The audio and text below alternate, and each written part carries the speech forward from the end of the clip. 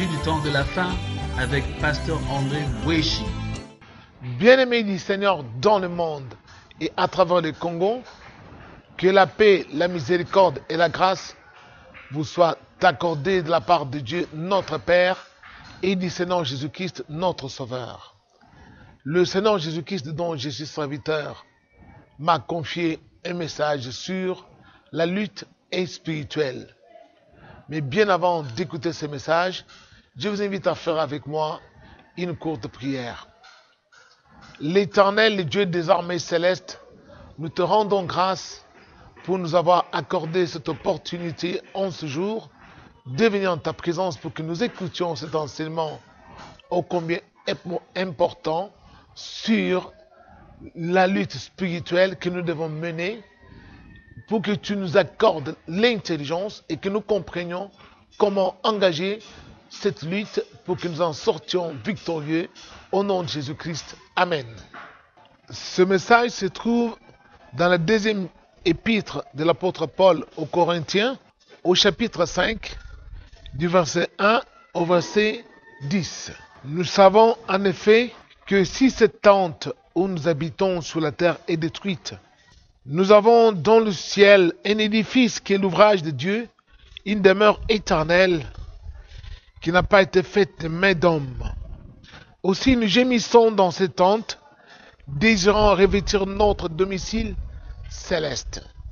Si du moins nous sommes trouvés vêtus et non pas nus, car tandis que nous sommes dans cette tente, nous gémissons accablés parce que nous voulons non pas nous dépouiller, mais nous revêtir, afin que ce qui est mortel soit englouti par la vie. Et celui qui nous a formés pour cela, c'est Dieu, qui nous a donné les arts de l'esprit. Nous sommes donc toujours pleins de confiance, et nous savons qu'en demeurant dans ce corps, nous demeurons loin du Seigneur, car nous marchons par la foi et non par la vue. Nous sommes pleins de confiance et nous aimons mieux quitter ce corps et demeurer auprès du Seigneur. C'est pour cela aussi que nous nous efforçons de lui être agréable, soit que nous demeurions dans ce corps, soit que nous le quittions. Car il nous faut tous comparaître devant le tribunal de Christ, afin que chacun reçoive selon les biens ou les mal qu'il aura fait, étant dans son corps.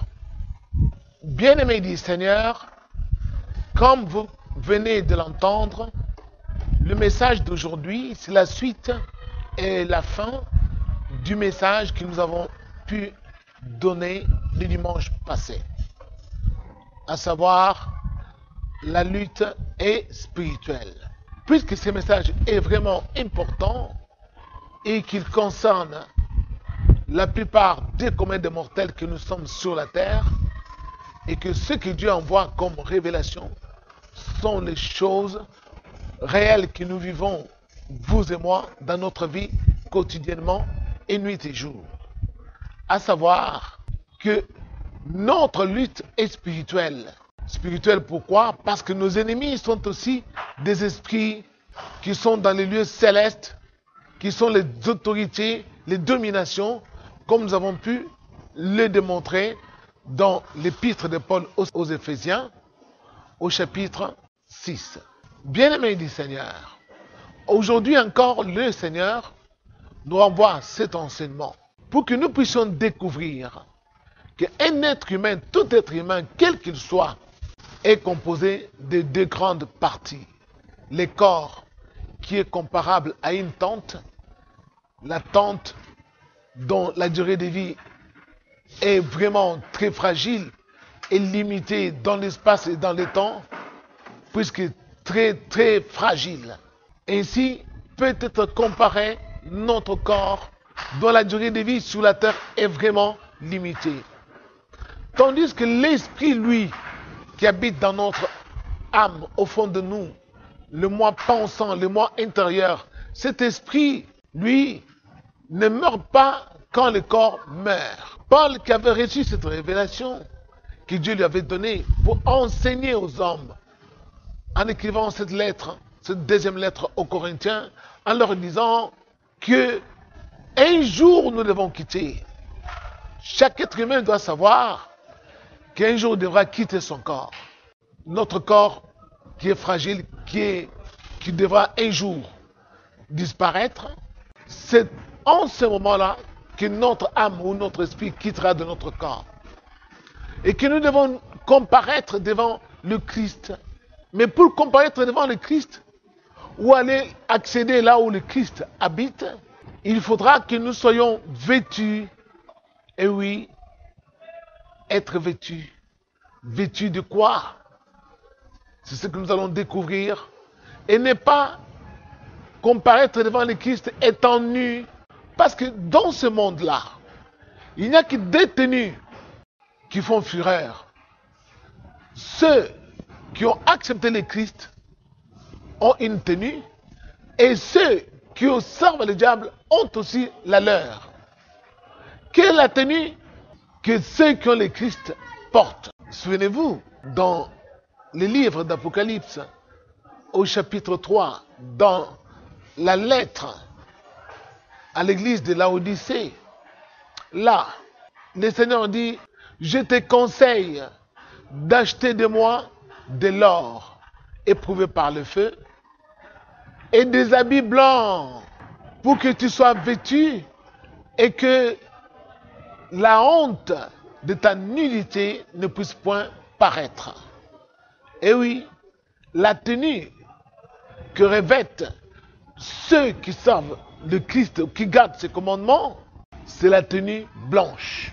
Tandis que ceux qui servent le diable, leur tenue, c'est la nudité comme un ver de terre.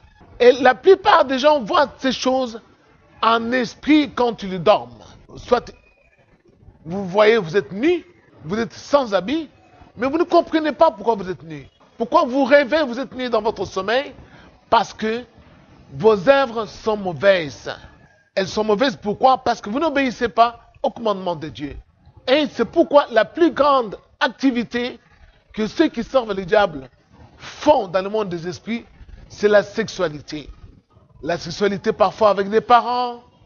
Vous pouvez vous apercevoir parfois que votre père est devenu votre époux, ou votre mère est devenue votre épouse, ou votre frère est aussi devenu votre époux, votre soeur est devenue votre épouse, ou votre tante, ou votre cousine. Vous voyez ces choses quand vous dormez. Parfois, vous ne vous rendez pas compte. Mais aujourd'hui, le Seigneur renvoie encore cet enseignement pour que beaucoup de gens qui nous écoutent en ce jour puissent savoir qu'il y a un monde, le monde de l'esprit, où tout ce que nous vivons, où nous subissons sur la terre, a déjà été prédéfini d'avance dans ce monde-là. Si l'on ne prend point garde pour que nous puissions chercher à être agréables à Dieu, notre vie sur cette terre sera une vie ligotée, une vie de défaitistes, une vie, comme les Anglais disent, de losers, une vie de gens peureux et toujours aigris, pensant que Dieu ne fait rien ou Dieu n'est pas puissant pour les délivrer. Or, le Christ nous a déjà donné la délivrance.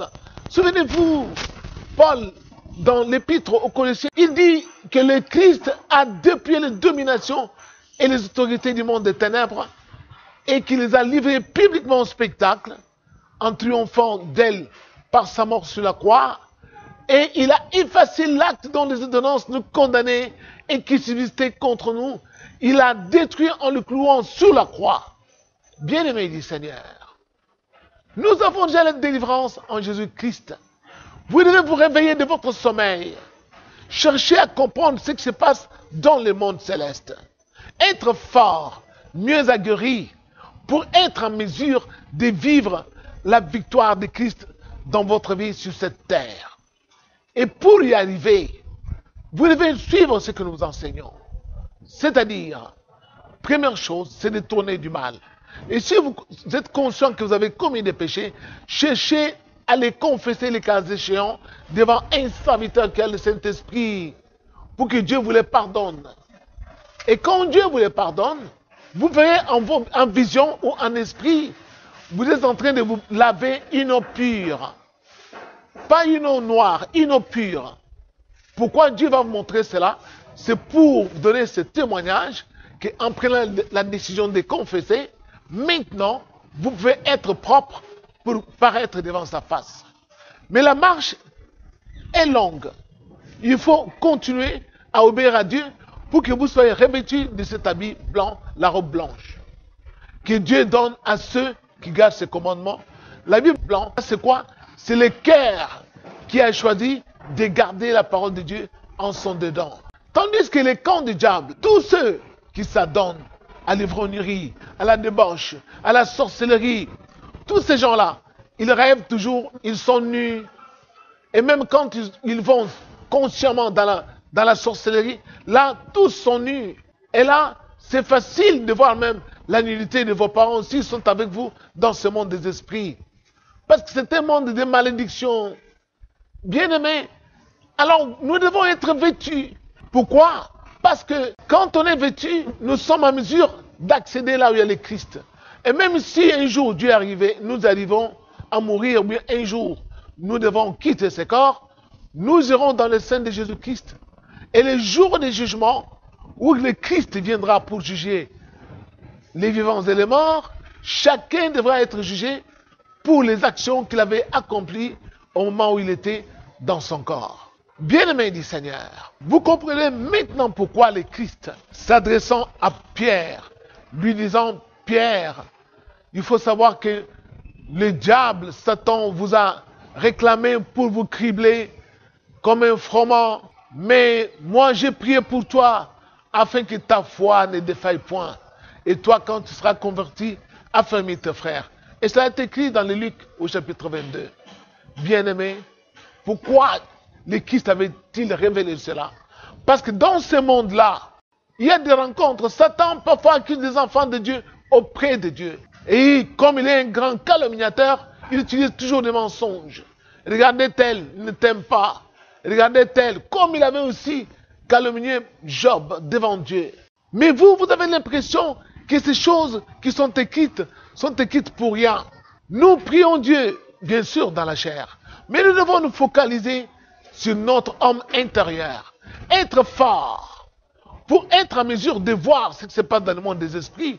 Parce qu'on peut vous affubler une femme dans ce monde-là, parce que vous marchez mal, parce que vous convoitez les femmes ou vous convoitez les hommes.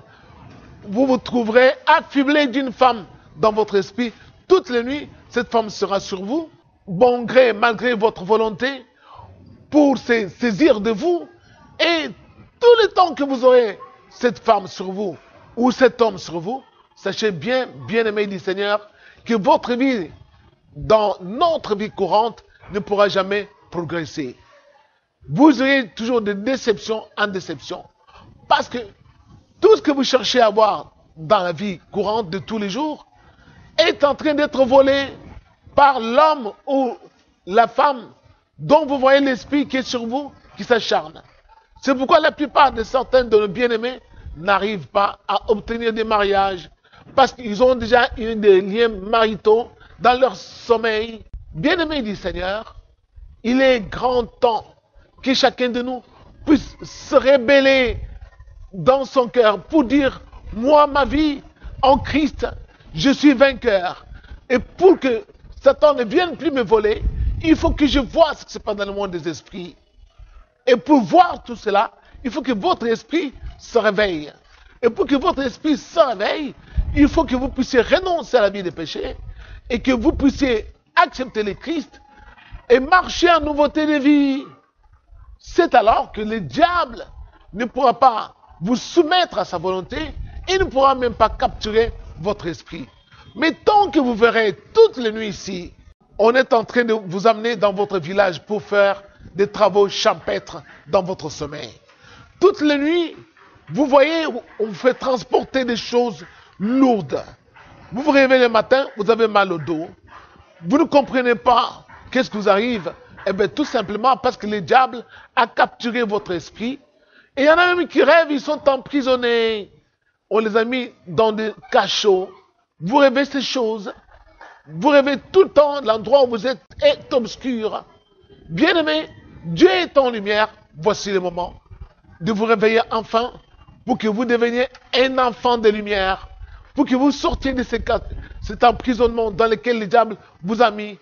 tant que vous rêverez tous les jours de votre vie, vous êtes emprisonné, sachez que vous ne pouvez pas bénéficier du bienfait de Christ dans cette vie courante.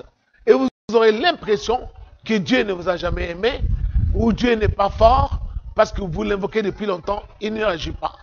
Mais nous devons savoir que la délivrance nous a déjà été accordée en Jésus-Christ, bien-aimé du Seigneur. Merci beaucoup de nous avoir écoutés. Tenez fort et sachez que notre homme intérieur est fort quand le Christ est en nous. Et que Dieu vous bénisse. Merci et à la fois prochaine.